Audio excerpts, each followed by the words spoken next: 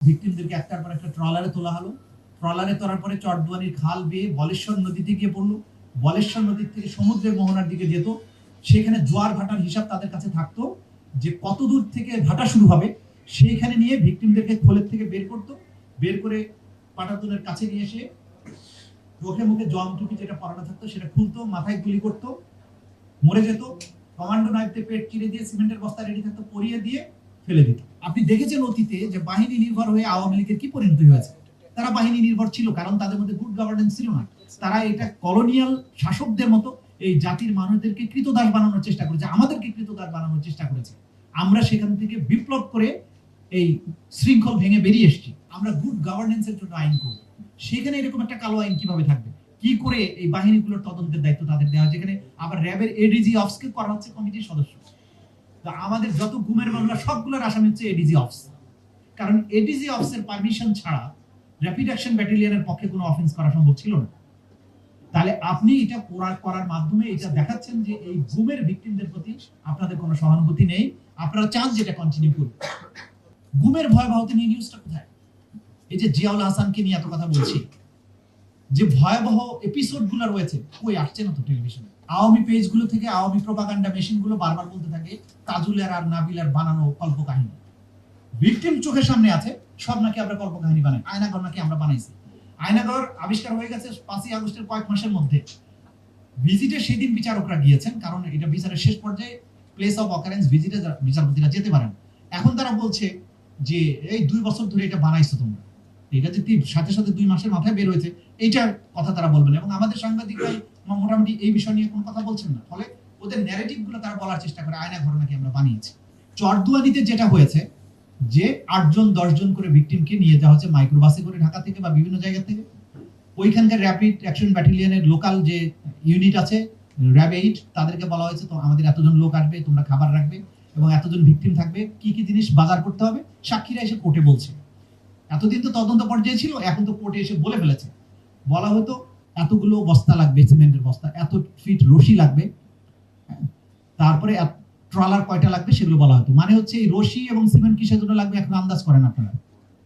যে rapid action ব্যাটালিয়নের কম্পাউন্ডে microbus থামতো, বন্দীদেরকে কখনো গাড়ি থেকে নামানো হতো না। তাদের বাথরুম করার দরকার হলে ঝোড়ে গাড়ি সব গাড়ির মধ্যে থাকবে, অফিসাররা নামতো, কারো বাথরুমে যাওয়ার দরকার হলে যেত।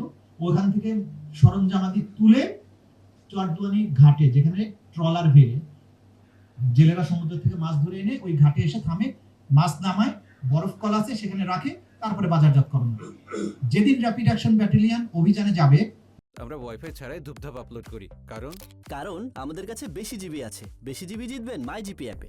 বা জিয়াউল হাসানের বাহিনী যাবে, সেদিন বাজারে এসে র্যাবের পক্ষ থেকে বলে দেওয়া হতো যে রাত 9টার পরে আজকে বাজার বন্ধ। রাত 9টার মধ্যে লাইট অফ করে সমস্ত দোকানপাট বন্ধ করে সবাইকে চলে যেতে হবে। র্যাবের গাড়ি এসে থামবে, 2টা 3টা মাইক্রোবাস যে কটা লাগে নামলো, ভিকটিমদেরকে একটার পর একটা ট্রলারে তোলা হলো। ট্রলারে তোলার পরে চরদুয়ানির খাল বেয়ে বলেশ্বর নদীতে গিয়ে পড়লো।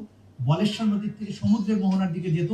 সেখানে জোয়ার ভাটার হিসাব তাদের কাছে থাকতো, যে কত দূর থেকে ভাটা শুরু হবে সেইখানে নিয়ে ভিকটিমদেরকে খোলের থেকে বের করতো।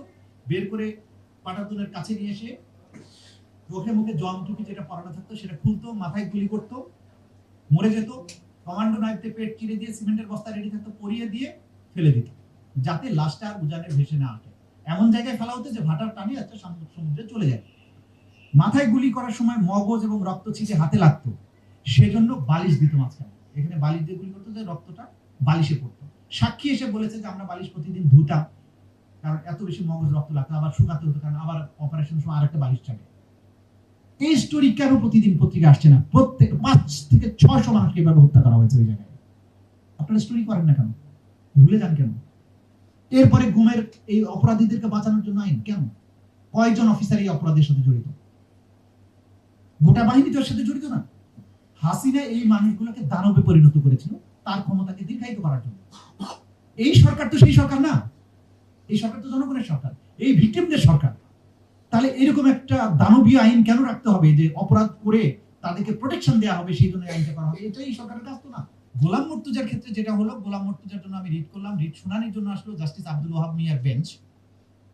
যেদিন চূড়ান্ত শুনানি হলো আমি স্টেটমেন্ট দিলাম, অ্যাপ্লিকেশন দিয়ে বললাম গোলাম মুর্তুজা টিএফআই সেলের দোতলায় এত নম্বর রুমের মধ্যে আছে।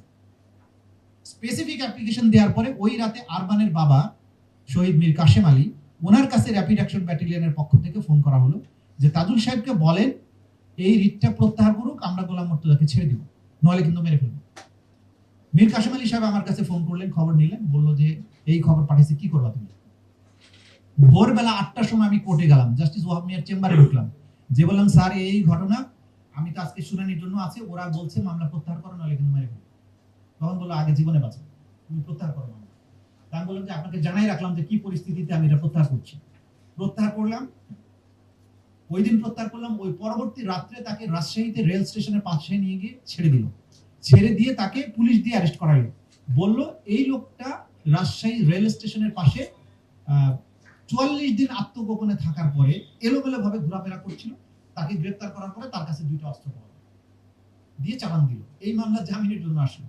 আমি তখন আদালতে বললাম, হাইকোর্টে, যে এই লোকটা 44 দিন আত্মগোপনে ছিল, পুলিশ এটা কিভাবে বাইর করল? কবে থেকে 44 দিন গণনা হলো? মানে এই 44 দিন সে র্যাবের কাছে বন্দী ছিল। তারা মনের ভুলে 44 দিন লিখে ফেলছে, এটা বেল দিয়ে দিল।